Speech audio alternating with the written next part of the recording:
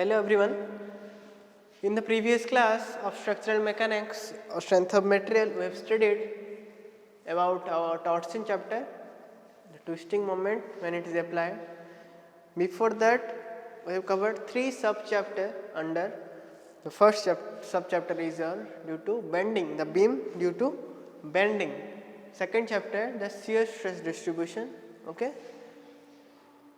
And third one, the torsion chapter, and the last sub-chapter, that is combined bending and twisting. Okay. Suppose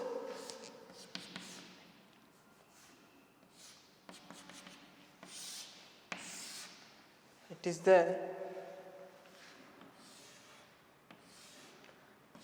diameter is suppose of shaft small d, and it is acted upon both twisting moment, the torsion, the torque and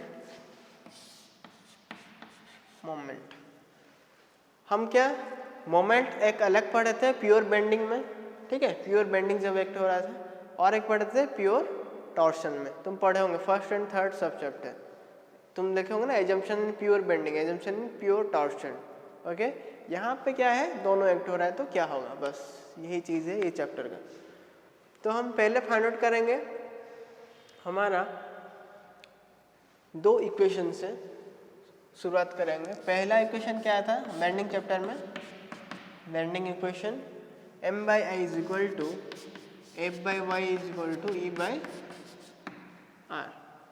Okay, so in this case if I want to calculate the bending stress, suppose sigma, you can take sigma or f, here I am taking sigma, suppose sigma, then put it here m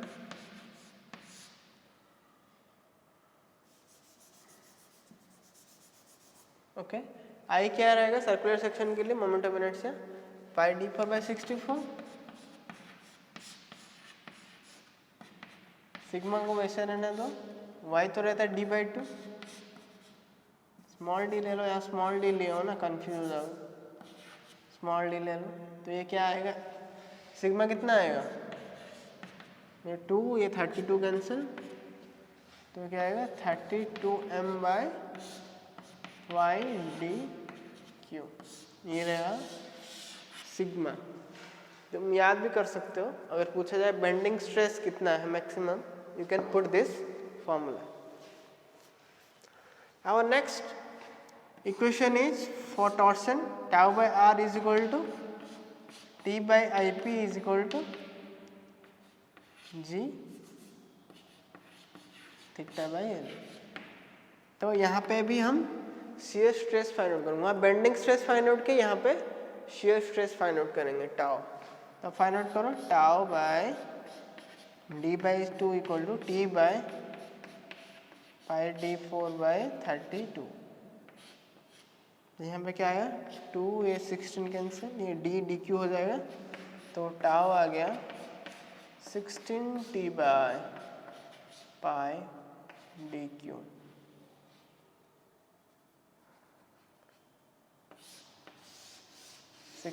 t by pi dq. Clear? So these two equation we will use to find out our maximum shear stress, principal stress, all we will find out. You can remember these two formula. If someone will ask to find out the maximum bending stress here, you can put this formula directly, or maximum shear stress you can put this formula directly. Okay. Now, you have already studied in principal stress strain chapter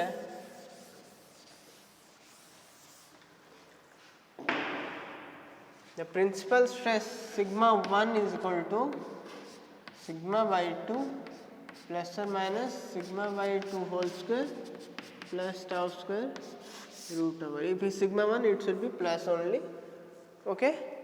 if it is acted upon uniaxial stress, और एक stress यहाँ पे zero है तो एक ही stress, नहीं तो तुम फार्मूला क्या पढ़े थे, याद है कि नहीं, sigma x plus sigma y by 2 plus और minus sigma x sigma y by two whole square plus tau square x square, ऐसे पढ़े थे ना formula.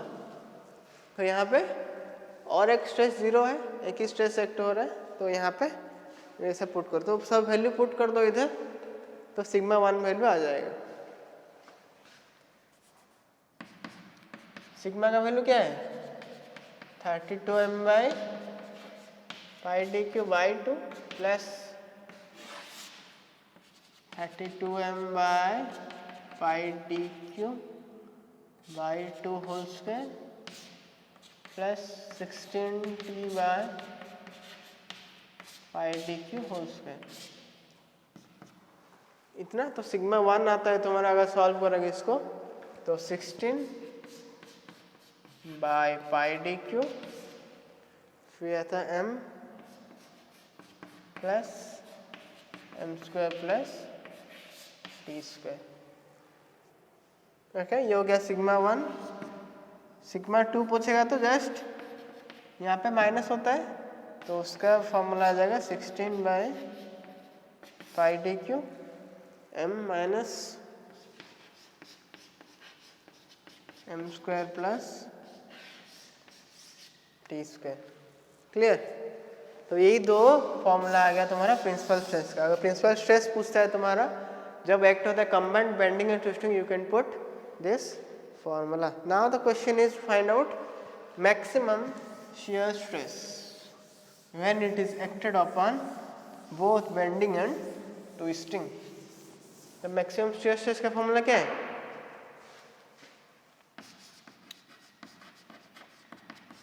sigma 1 minus sigma 2 by 2. Otherwise you can use this formula.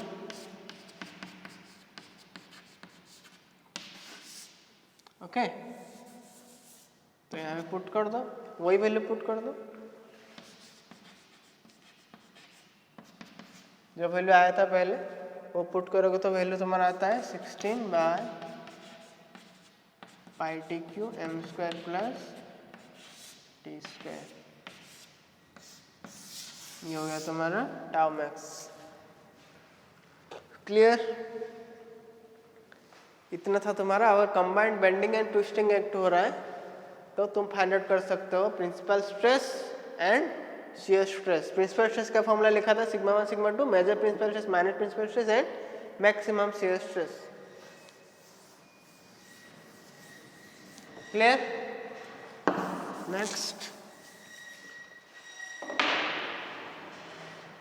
Next term is equivalent moment.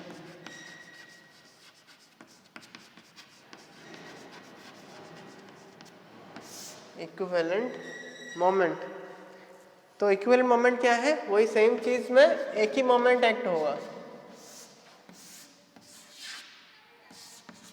ठीक है, M E suppose, diameter वही D.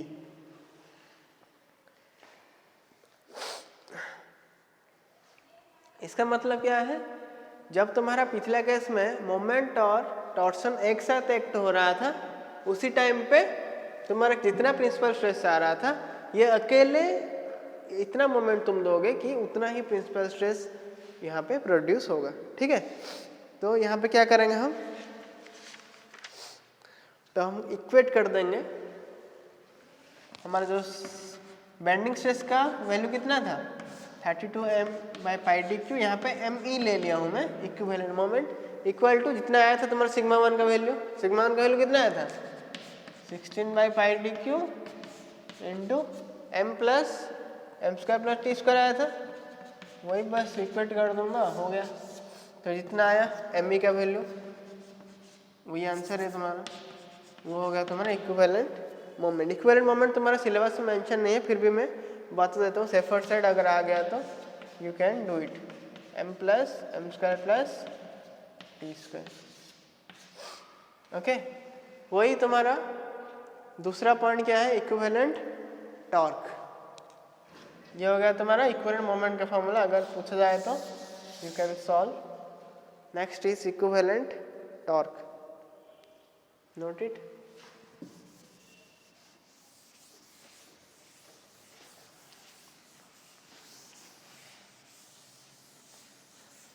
तो equivalent torque के case में बस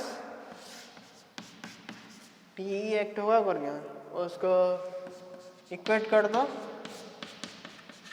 16t/πdq इक्वल टू कितना मैक्सिमम स्ट्रेस कितना आया था, शियर स्ट्रेस 16/πdq तो m² प्लस t² का रूट ओवर आया था शायद, ये हाँ उतना ही आया था। तो ये 16/16/2 कैंसिल, तो टी आ गया तुम्हारा m² प्लस t² का रूट ओवर, ये हो गया तुम्हारा इक्विवेलेंट टॉर्क। ठीक है, तो ये हो गया तुम्हारा combined cases for bending and twisting. Next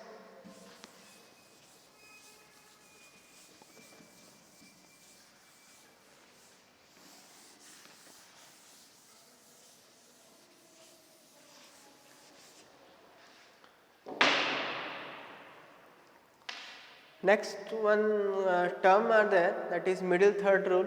Okay, and your core या kernel of a section, that part I will teach while I am teaching you the column and strut chapter in the next chapter.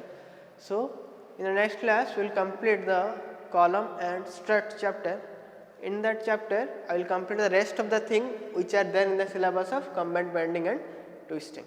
Okay, so till then if any doubt you can ask me. Okay, in the next class we will study column and strut. At that time I will teach the rest part of this chapter. Okay, so thank you. If any doubt you can contact me.